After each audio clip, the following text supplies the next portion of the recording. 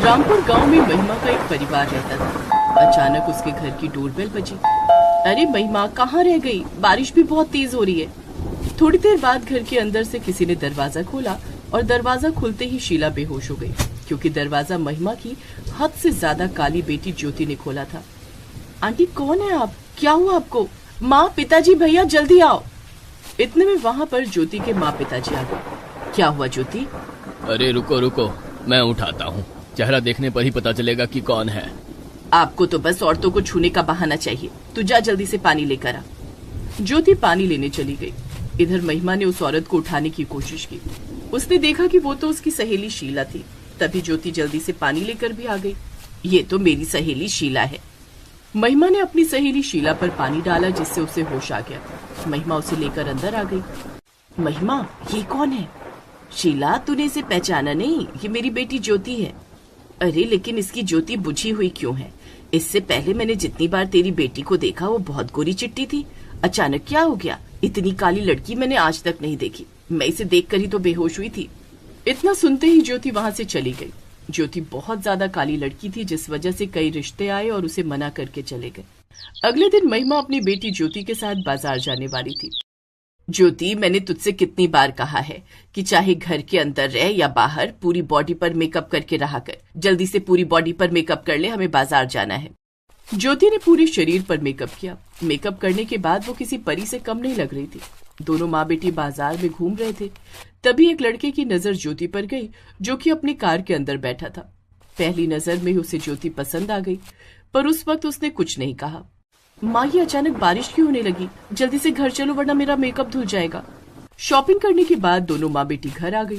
कुछ दिनों बाद वही लड़का एक पंडित जी और अपने माता पिता के साथ ज्योति के घर आया। आंटी, अंकल, मुझे आपकी बेटी बहुत पसंद है। कुछ दिन पहले मार्केट में मैंने इन्हें देखा था। इतने में ज्योति चाय लेकर आ गई। ज्योति ने फुल बॉडी मेकअप कर रखा था, इसीलिए वो एक चांद के टुकड़े की तरह चमक रही थी। ज्योति के संस्कार भी आदित्य के परिवार को पसंद आ गए और दोनों की शादी हो गई।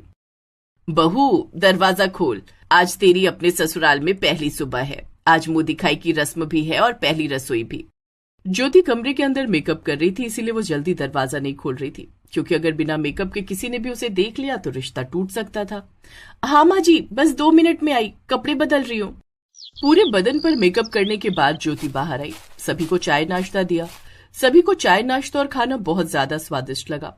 और शाम को जब मुंह दिखाई की रस्म हुई, तब सभी लोगों ने उसे बहुत महंगे महंगे गिफ्ट दिए, क्योंकि वो हद से भी ज्यादा खूबसूरत लग रही थी। क्या बात है ममता, बहू तो तुमने बिल्कुल हीरे जैसी पाई है। जितनी ज्यादा लोग उसकी तारीफ कर रहे थे, ज्योति मन ही मन उतना ज्यादा घबरा रही थी।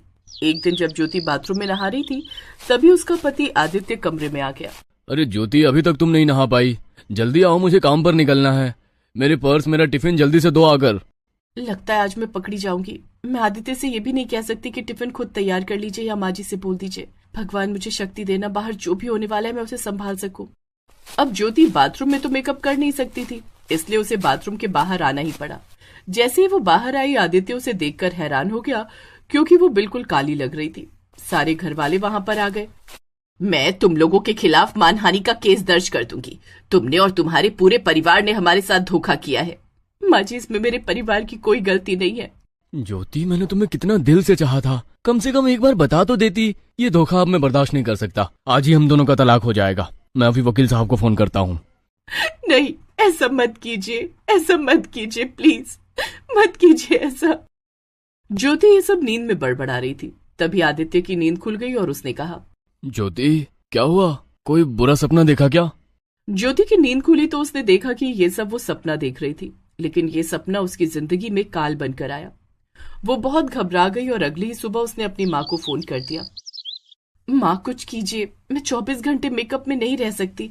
मान लीजिए कभी धोखे से मैं बिना मेकअप के रही और किसी की नजर मुझ पर पड़ गई, तब तो सब बर्बाद हो जाएगा। मैं अब आदित्य को धोखा नहीं दे सकती माँ।